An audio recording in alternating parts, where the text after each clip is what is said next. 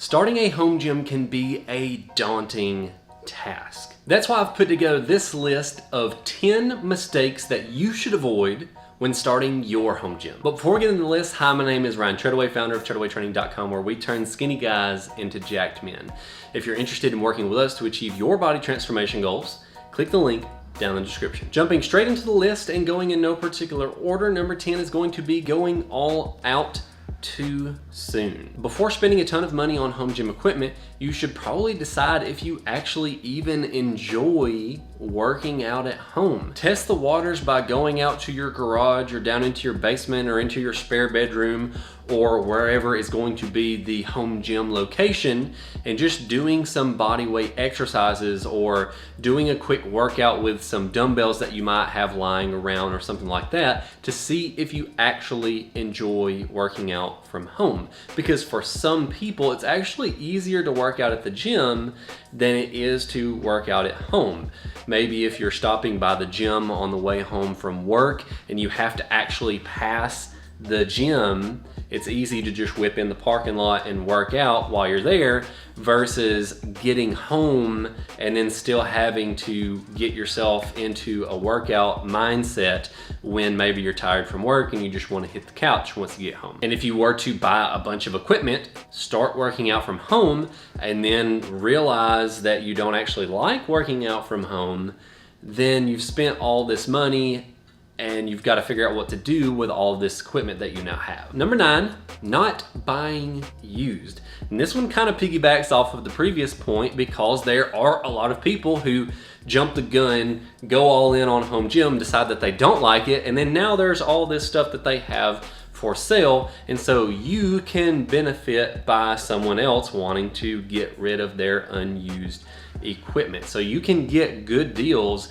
if you keep your eye out on Facebook Marketplace, eBay, Craigslist, and other online marketplaces. Number 8, buying into proprietary ecosystems when it comes to squat racks. There are 2 widely used squat rack standards: 3-inch by 3-inch uprights with 1-inch hardware and 3-inch by 3-inch uprights with 5/8-inch hardware. If you buy into one of those 2 systems, you're going to have all kinds of attachments that you can add in from multiple different brands versus buying into one brand and being stuck with that brand only. Some equipment manufacturers will have their own weird proprietary sizes like 2 3/4 inches or 3.25 inches or something like that only they do, and so then when you buy their rack, you can only buy their attachments. Whereas if you go with one of those more common standards, you can get all kinds of different stuff from different brands, and you're a lot less limited with your ability to continue to add on to your gym in the future. Number 7, similarly, don't buy into proprietary weight systems. When it comes to barbells, get an Olympic-sized barbell. Don't buy a standard barbell. Don't buy proprietary adjustable weight barbells. And when it comes to adjustable dumbbells, you can be a little bit more forgiven by buying into a proprietary system, but keep in mind whether or not that system is expandable. And if it's not expandable, keep in mind that it needs to go heavy enough to grow with you and get heavy to the point where you're never going to outgrow that dumbbell system. If you buy adjustable dumbbells that go up to 50 pounds, you're probably going to be buying more dumbbells in the future. Some good examples of adjustable dumbbell systems are Nuobells that go up to 80 pounds a piece, Power Blocks, which can expand up to 90 pounds a piece, or Ironmaster dumbbells, which can go all the way up to 180 pounds a piece, which is definitely gonna be enough weight for basically anybody watching this video. Number 6, not buying correctly the first time. There's a reason why the saying, buy once, cry once exists. If you buy something cheap, you're just going to end up replacing it later on down the road. So while you may save money up front, you're gonna end up spending more money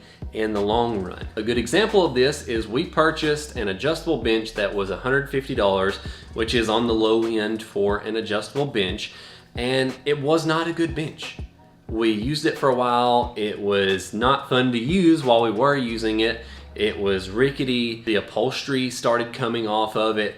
And so we ended up having to buy a nicer, more expensive bench in the future anyways. And that's $150 that we could have not spent had we bought the better bench to start with. And if you buy quality equipment and you decide that you don't want that particular piece in the future, it will retain its value a lot better than if you were to buy something cheap and decide that you didn't want it later in the future.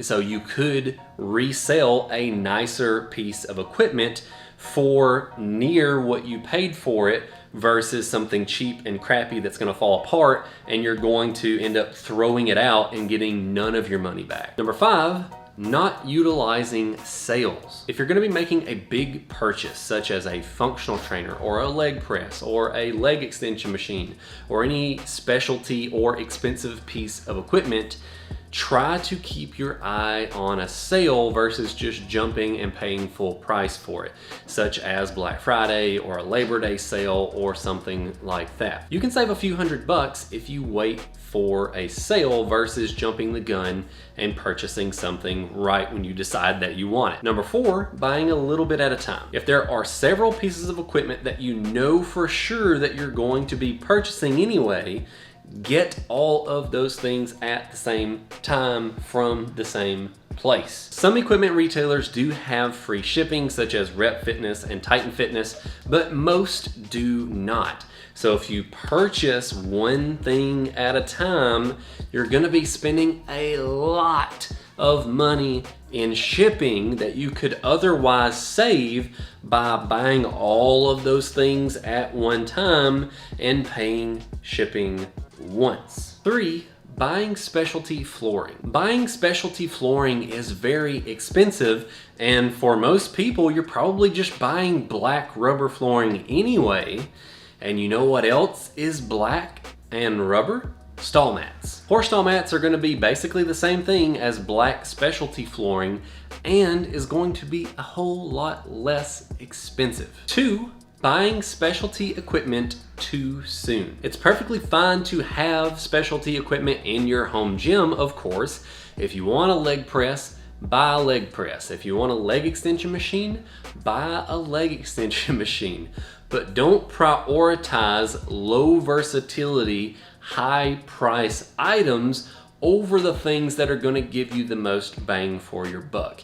If you buy a leg press, you can do leg press with 2 legs, you can do leg press with 1 leg, you can do calf raise with 2 legs, calf raise with 1 leg, and that's it. And you're spending, $1,500, $2,000, maybe even more, depending on how good of a leg press that you want to get, whereas you could get a lot more bang for your buck for that amount of money. Make sure that you have all of the basics in place first before branching out into specialty equipment.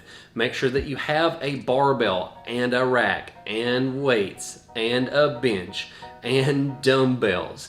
And when you have all of those basic pieces in place, then if you want to get a leg press or a leg extension or a functional trainer or a GHD or something like that, boom, you can do all of those things, but don't start with something that lets you do a couple of exercises, whereas you could start with something like a barbell that lets you do 100 different exercises. And number 1, don't buy gimmicky equipment. A good rule of thumb is if you've seen it on a daytime TV infomercial, it's probably not that great of a piece of workout equipment. I'm talking shake weights, I'm talking ab loungers, I'm talking the Gazelle, I'm talking the little seat thing that you do squats on and it like helps you do the squats. It adds assistance instead of adding resistance. And I've even seen this thing that is supposed to exercise your chin fat somehow. By the way, you can't exercise chin fat. This basically goes back to what I mentioned a moment ago. Get you some dumbbells, get you a bench, Get you a barbell if you have room for it in your space. Get the basics that have been around forever and have stuck around forever because they actually work versus some new revolutionary weight that melts the fat off of your body. And if you're considering starting a home gym, hopefully this video will help you avoid all of these mistakes. And if you've made some of these mistakes, or if you've made mistakes that I didn't mention on this list, put those down in the comments. As always, God bless you and your family, and we'll see you next week. There are two widely used standards when it comes to squat racks. There are two widely used standards when it comes to squat rack.